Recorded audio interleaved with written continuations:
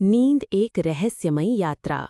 नमस्कार दोस्तों, आज हम एक ऐसी रहस्यमयी और दिलचस्प विषय पर बात करने जा रहे हैं जिसे जानकर आपके मन में कई सवाल उठेंगे। क्या आपने कभी सोचा है कि जब हम सोते हैं तो क्या हमारी आत्मा किसी दूसरी दुनिया में यात्रा करती है? क्या नींद के दौरान हम किसी अन्य लोक में प्रवेश करते हैं? आज की इस वीडियो में हम जानेंगे पुराणों की एक अद्भुत कथा के माध्यम से जिसमें आत्मा की यात्रा के बारे में विस्तार से बताया गया है। तो आइए इस रहस्य से पर्दा उठाते हैं। रात की चादर जब धीरे धीरे दुनिया को अपनी आगोश में लेती है और हमारी पलकें भारी होने लगती हैं, तब हम एक ऐसी दुनिया में कदम रखते हैं जो जितनी परिचित है उतनी ही रहस्यमयी भी, नींद की दुनिया। पर क्या नींद सिर्फ शरीर और मन को आराम देने का एक जरिया है, या ये इससे कहीं ज्यादा गहरा अनुभव है?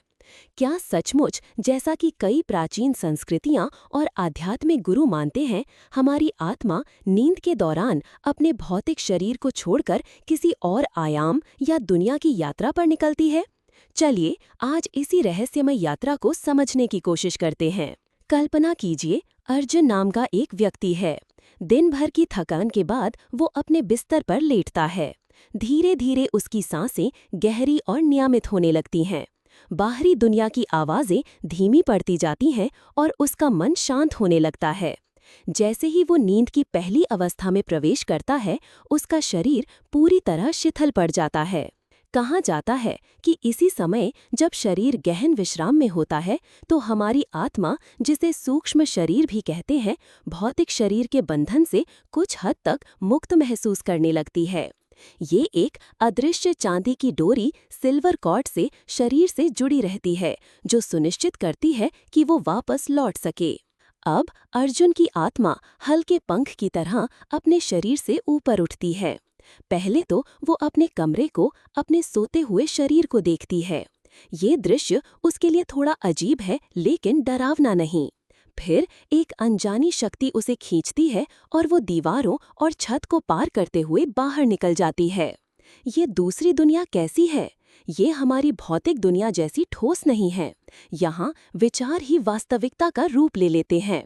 रंग अधिक जीवंत हो सकते हैं, ध्वनियाँ अधिक मधुर और संवेदनाएं अधिक तीव्र। कुछ लोग इसे स्वप्न लोक कहते हैं, कुछ सूक्ष्म लोक या एस्ट्रल प्लेन। इस यात्रा में अर्जुन अकेला नहीं है। उसे कभी कभी अपने उन प्रियजनों की झलक मिलती है जो इस दुनिया को छोड़कर जा चुके हैं। वे स्वस्थ और प्रसन्न दिखाई देते हैं और उनसे मिलकर अर्जुन को एक असीम शांति का अनुभव होता है। वे इशारों में या बिना शब्दों के ही उससे संवाद करते हैं, उसे प्यार और आश्वासन देते हैं। कभी कभी उसकी आत्मा ऐसे स्थानों पर पहुंचती है जो बिल्कुल अनजाने हैं, लेकिन फिर भी एक अजीब सी अपनेपन की भावना जगाते हैं। शायद ये वो स्थान है जहां वो पिछले जन्मों में रहा हो, या शायद ये वो जगहें हैं जहां उसकी आत्मा कुछ सीखना चाहती है। उसे अद्भुत दृश्य दिखाई देते हैं, तैरते हुए पहाड़, प्रकाश के बने शहर और ऐसे जीव जो उसने कभी कल्पना भी नहीं की थी। इस यात्रा के दौरान आत्मा अपने दिन प्रतिदिन के जीवन की समस्याओं और चिंताओं से मुक्त होती है। ये समय होता है आत्मचिंतन का, सीखने का और आध्यात्मिक ऊर्जा को पुनः प्राप्त करने का। कभी कभी उच्चतर लोकों से मार्गदर्शक आत्माएं भी मिलती हैं जो उसे ज्ञान और दिशा प्रदान करती हैं।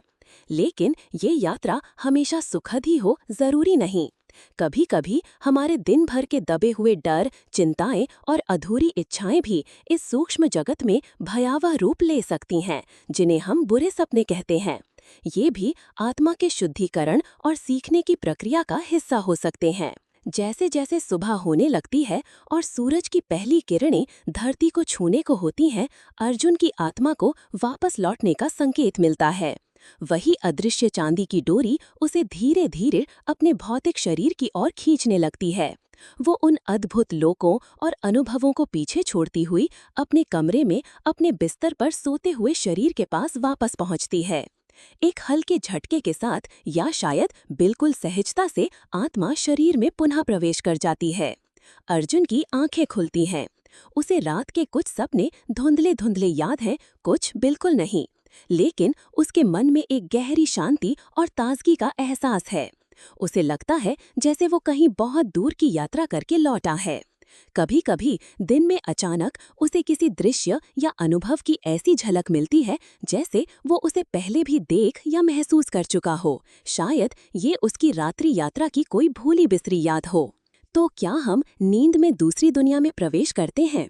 विज्ञान शायद इसे मस्तिष्क की जटिल रासायनिक क्रियाओं, न्यूरॉन्स की फायरिंग और अवचेत मन की उछल-कूद कहेगा, और इसमें भी सच्चाई का एक अंश है।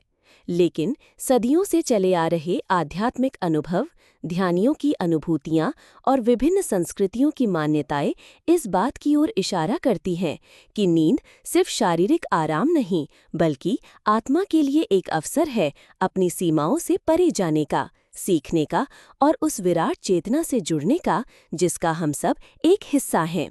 ये एक व्यक्तिगत यात्रा है, एक गहरा रहस्य जो हर रात हमारे साथ घटित होता है। अगली बार जब आप सोने जाएं, तो शायद आप भी इस रहस्यमय यात्रा के प्रति अधिक सजग हों और कौन जाने आपको भी अपनी आत्मा की उड़ान के कुछ अद्भुत अनुभव मिल जाएं। ये कहानी हमें ये सोचने पर मजबूर करती है कि हमारा अस्तित्व शायद हमारे इस भौतिक शरीर और इस जागृत दुनिया से कहीं अधिक व्यापक और गहरा है।